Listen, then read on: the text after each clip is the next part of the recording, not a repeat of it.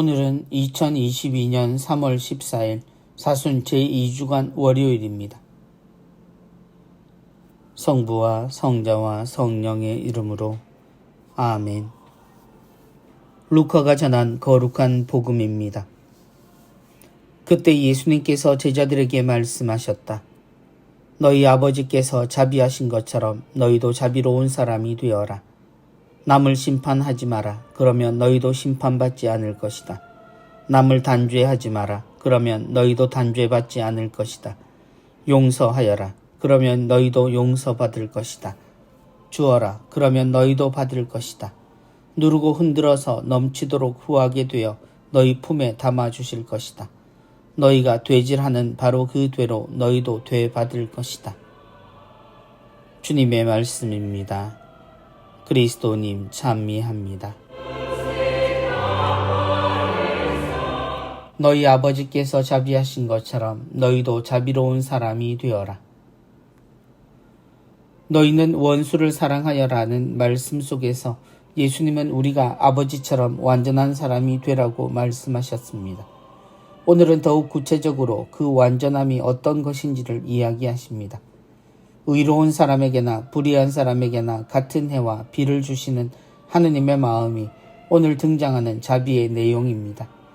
예수님은 하느님의 자비로우심에 대해 심판, 단죄, 용서, 줌 등으로 설명하십니다.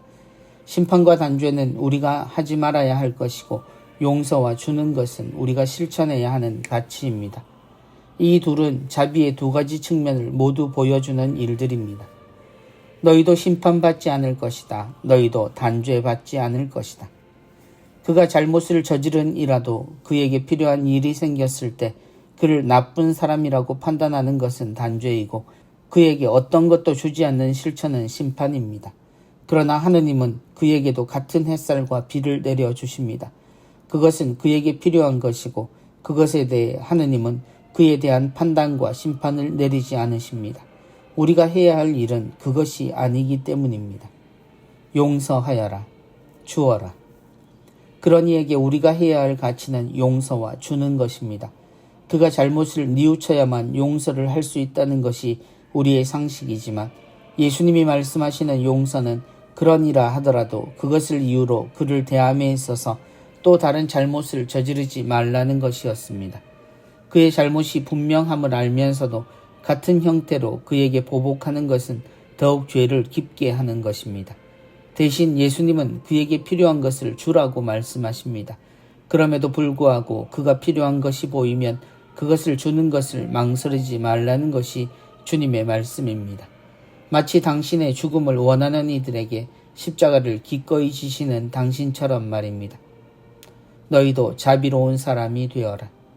그러므로 심판과 단죄, 용서와 주는 것은 함께 이루어지는 자비로움입니다.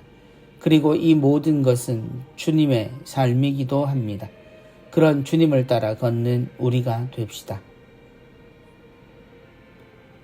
성부와 성자와 성령의 이름으로 아멘.